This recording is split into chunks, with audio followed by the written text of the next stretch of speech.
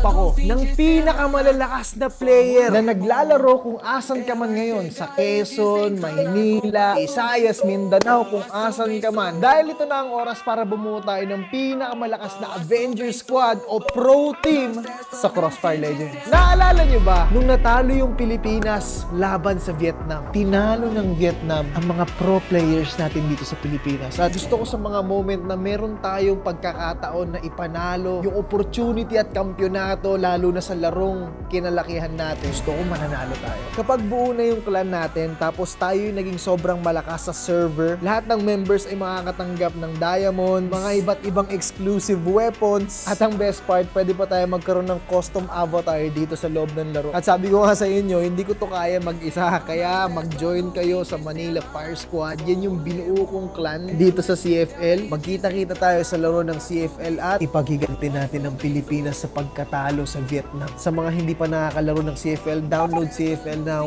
link in the description, at magkita-kita tayo sa loob ng laro.